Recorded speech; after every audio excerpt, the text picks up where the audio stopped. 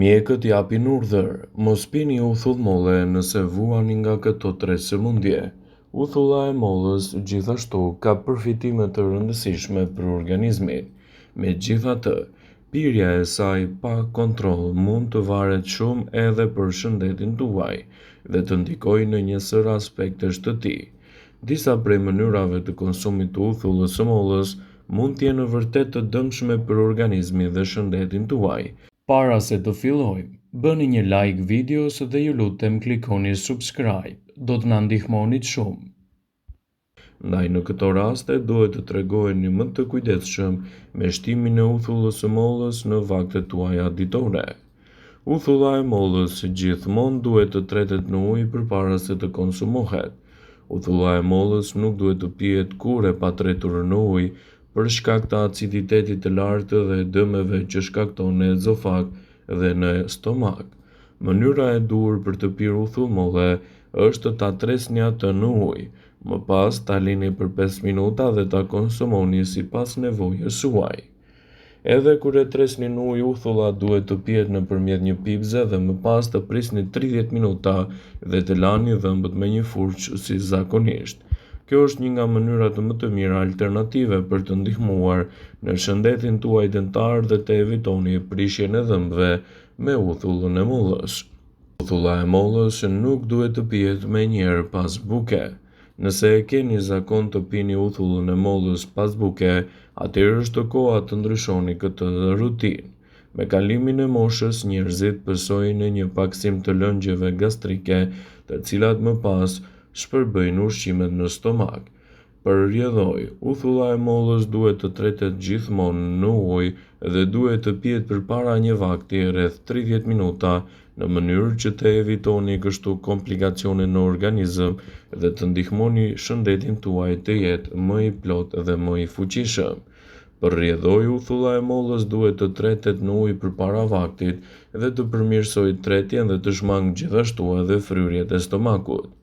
Nëse nuk e pini dot kështu, uthullën e mollës mund ta shtoni në sallata në mënyrë që të tretet më lehtë. Duhet të tregoni një kujdes të veçantë me sasinë e uthullës së mollës për të evituar kështu edhe ndikimet e saj negative në organizëm. Gjella me krip dhe kripa me karar, thotë populli, dhe kjo shprehje është mirë që të nisë në mënyrë të ngadaltë dhe t'ju japë trupit kohë për të përshtatur gjithashtu me aciditetin. Rregulli i artë është se nuk duhet të pihet më shumë se 2 lugë uthull molle për çdo herë, në mënyrë që të mos keni efekte anësore për organizmin.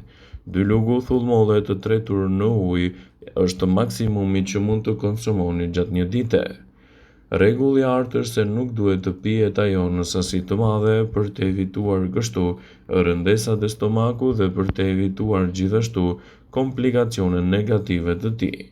Ekspertët Healthline këshillojnë që të mos pini uthull molle menjëherë përpara gjumit. Edhe nëse e tresni atë në ujë, ajo mund të vazhdojë të jetë e dëmshme për ezofagun, veçanërisht nëse qëndroni shtrirë për një kohë të gjatë.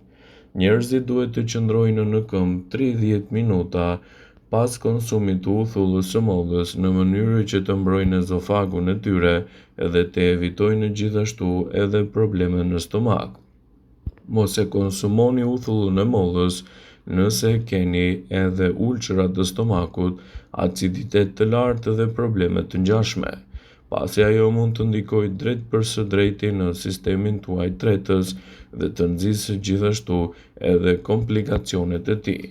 Uthulla e mollës ka aciditet të lartë dhe është e dëmshme për njerëzit të cilët kanë probleme me stomakun, veçanërisht ata persona që kanë probleme me ulçrat. Uthulla e mollës është irrituese për stomakun dhe mund të përkeçojë shumë situatën tuaj në këto raste. Ndaj duhet të jeni të kujdesshëm, të vetëdijshëm edhe të lehtësuar me mënyrën se si doni ta konsumoni uthullën e mollës. Shija dhe aroma e uthullës së mollës mund të përbëjë një faktor pengues për përfitimet kryesore që do të merrni prej saj. Uthulla e mollës përshkruhet si burimi i rinisë së përjetshme. Studime të ndryshme të cilat u referohemi konfirmojnë se Pirja çdo ditë e këtij lëngu sjell shumë të mira për trupin dhe për organizmin në tërësi. Por si mund ta konsumoni uthullin e mollës në mënyrë që të merrni vetëm anën e saj pozitive? Uthulla e mollës ka një përmbajtje të lartë acidike, ndaj edhe mund të shkaktojë djegësira në zonën e fytit. Në këto raste duhet të tregoheni të vëmendshëm dhe të kujdesshëm me mënyrën se si doni të shtoni në dietën tuaj uthullin e mollës. Përballsoj ajo nuk rekomandohet të konsumohet direkt nga shishja.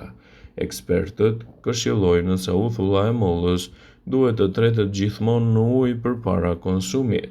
Ata sugjerojnë tretjen e 1 deri në 2 lugje dhe uthull molle në një filxhan me ujë, në mënyrë që të evitoni komplikacione në organizëm dhe të nxisni gjithashtu një tretje më efektive të shëndetit. Por çfarë ndodh në organizmin tuaj nëse konsumoni vazhdimisht uthull molle? Do të keni më pak probleme me stomakun. Uthulla e pafiltruar e mollës është e pasur gjithashtu me efekte lehtësuese për stomakun tuaj, me fibra që e mbrojnë shëndetin e stomakut. Përveç tretjes dhe problemeve të pakësuara të stomakut, uthulla do të shërbejë gjithashtu edhe si një laksativ që mund të jetë një zgjidhje shumë e mirë kundër konstipacionit.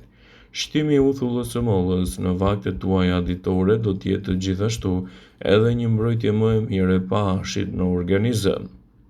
Uthulla e mollës do të ndihmojë gjithashtu edhe në rikthimin e pahashit dhe ekuilibrave të tij veçanërisht në lëkurë dhe në flok. Ju mund ta aplikoni atë në lëkurë dhe në flok çdo mëngjes dhe në mbrëmje, duke e tretur gjithmonë në ujë për të marrë efektet më të mira të mundshme. Uthulla e mollës është një ndihmë shumë e mirë edhe në rast se vuani nga infeksione të ndryshme, çka mund t'i jap trupit tuaj përfitimet e saj të larmishme. Myku dhe infeksionet janë një risk i vazhdueshëm për organizmin që shpesh mund të dalë jashtë kontrollit. Uthulla e mollës do të shërbejë gjithashtu si një mënyrë shumë e mirë për të mbrojtur organizmin tuaj kundër mykut dhe infeksioneve të ndryshme në përgjithësi. Uthulla e mollës është një ndihmë e mirë rregulluese për nivelet e sheqerit në trup. Studimet kanë treguar se konsumi i uthullës së mollës do të ndihmojë në ngadalësimin e tretjes së karbohidrateve të thjeshta, kësaj trupi arrin të rregullojë nivelet e sheqerit në gjak. Disa studime kanë zbuluar se konsumi i uthullës së mollës përpara gjumit ndihmon në uljen e niveleve të sheqerit që zgjat deri të nesërmen. Do të keni më pak toksina në trupin tuaj me shtimin e uthullës së mollës në përgjithësi të dietave tuaja. Uthulla e pafiltruar e mollës ndihmon në detoksifikim më të mirë të mëlçisë dhe në këto raste është një përzgjedhje shumë e mirë e shëndetit të saj. Dhe nëse doni të përfitoni në maksimum nga vlerat e uthullës së mollës, sigurohuni që ta keni pjesë të recetave tuaja ditore. Kështu, përfitimet që do të keni në fund do të jenë vërtet mbreslënse për organizmin dhe do të ndihmoni gjithashtu edhe kundër problemeve që shkaktojnë rëndesa të mëdha të organizmit. Uthulla e mollës është një ndihmë shumë e mirë për ata personat që duan të humbasin kilogramët e tepërt trupor. Uthulla e mollës do të nxjisë ndjesinë e madhe të ngopjes, sidomos nëse konsumohet edhe pas një vakti të pasur me karbohidrate. Kështu, përfshirja e uthullës së mollës në vaktet tuaja ditore do të luajë një rol të mirë parandalues kundër fryrjeve dhe rëndesave të stomakut. Megjithatë, do ju ndihmojë të ndiqni më shpejt yndyrnat e tepërta trupore. Përdorimet të tilla të uthullës së mollës do të jenë një ndihmë e veçantë për shëndetin tuaj dhe do të keni gjithashtu një peshë më të mirë dhe më lehtësuese për organizmin. Ekspertët shtojnë se uthulla e mollës mund të përmirësojë edhe shëndetin tuaj kundër gjithashtu fryrjeve, por duhet të konsumohet gjithmonë brenda rekomandimeve të duhura ditore. Ekspertët e Healthline shtojnë një zëri se nëse shtoni uthullën e mollës në vaktet tuaja ditore, duhet të tregoheni të kujdesshëm me sasinë dhe kohën kur e shtoni në vaktet tuaja. Vetëm në këtë mënyrë do të merrni përfitimet e duhura të saj dhe do të evitoni gjithashtu rëndesat e mëdha që mund të përjetojë stomaku. Vëmendje, ju bëj me dije se informacionet në këtë video kanë për qëllim që të plotësojnë, të mos e zhvendësoj në këshillat e mjekut tuaj ose ato të ofruesit të kujdesit tuaj shëndetësor, dhe nuk kanë për qëllim që të mbulojnë në të gjitha përdorimet e mundshme masat paraprake, ndërveprimet ose dhe efektet e tyre negative për shëndetin tuaj. Pasi ta dëgjonit këtë video, do ju ftoja t'i bënit like dhe ta shpërndanit atë në profilin tuaj në mënyrë që të informohen edhe miqtë e tu.